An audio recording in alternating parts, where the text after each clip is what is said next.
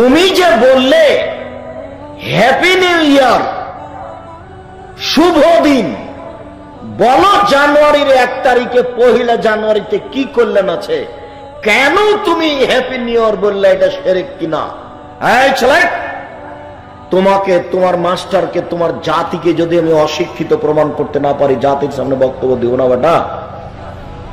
আজকের পরে তুমি মরা পর্যন্ত কোনোদিন ইংরেজি মাসের প্রথম দিনকে শুভ দিন বলে জানাও যদি, তাহলে তুমি একজন খাঁটি মুনাফিক, তুমি বক্তব্য শুনে মানো না। 1 বৈশাখ হলো হিন্দুদের প্রথম দিন, আর 1 জানুয়ারি হচ্ছে ইহুদি খ্রিস্টানের প্রথম দিন। বলো তোমার খুশি হলো কেন?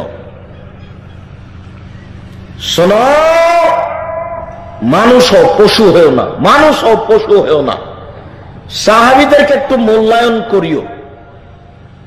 আল্লাহর নবী যখন মদিনায় গেলেন, তখন দেখলেন মদিনার লোকেরা মুহররমের 10 তারিখে সিয়াম থাকে, 10ই মুহররম। আল্লাহ রাসূল বললেন, আচ্ছা মদিনার লোকেরা তোমরা মুহররমের 10 তারিখে সিয়াম থাকো কেন?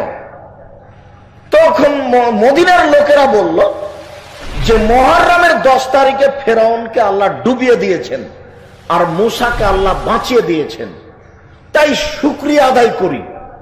তখন আল্লাহ রাসূল বলছেন, আরে শোনো শোনো, আমি বেশি হক রাখি তোমাদের চেয়ে শুকরিয়া আদায়ের ব্যাপারে। আমিও মুহররমের 10 তারিখে সিয়াম থাকবো। এই সাহাবীগণ শোনো, তোমরাও মুহররমের 10 তারিখে সিয়াম থাকো।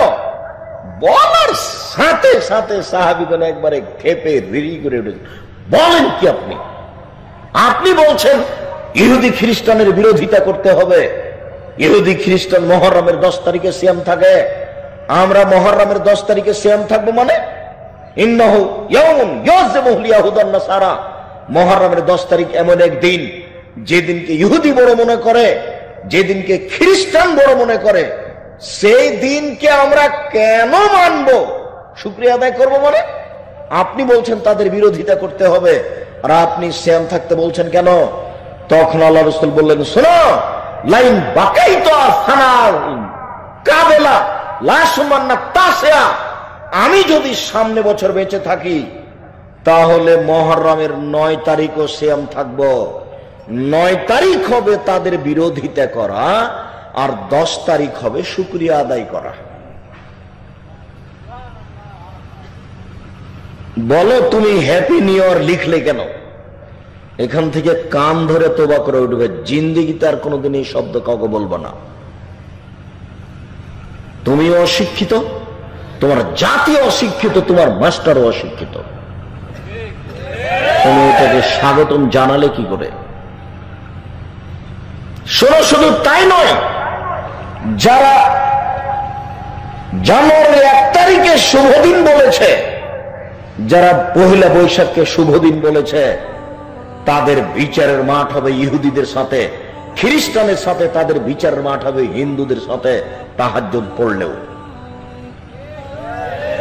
রাসূল সাল্লাল্লাহু আলাইহি ওয়াসাল্লাম বলেন, মান তাশাব্বাহা বিকওমিন ফাহুয়া মিনহুম, যারা যাদের সাদৃশ্য অবলম্বন করে, যারা যাদেরকে ভালোবাসে, যারা যাদের নিয়ম নীতি কৃষ্টি কালচারকে ভালোবাসে, বিচারের মাঠে তারা তাদের সাথে থাকবে। বলো তুমি বিচারের মাঠে কার সাথে থাকবে?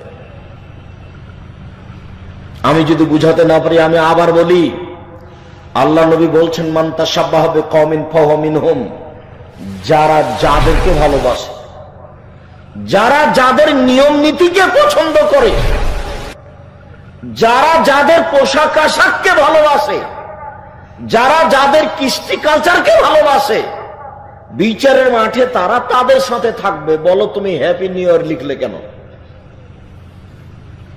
বলো তোমার বিচারের মাঠ কার সাথে হবে?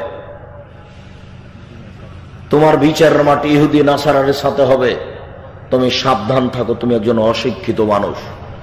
শুনুন, কোন দিনকে মূল্যায়ন করা শিরক, এই কথা একটু পরে বলছি। আপাতত বলে গেলাম, আপনার পরকাল ইহুদি খ্রিস্টানের সাথে তওবা করা ছাড়া কোনো পথ নাই। আপনি একে স্বাগতম জানালেন কেন? এতে আপনার আনন্দের কি আছে? ইহুদিদের দিনের সাথে আপনার আনন্দ কি করে হয়? এই ইহুদি খ্রিস্টান মুসলমানের চিরশত্রু, আর তুমি কি করে জানুয়ারির 1 তারিখে শুভ দিন বলে আনন্দ ফুর্তি করো? তুমি মুসলমানের বাচ্চা, তোমার লজ্জা হয় না?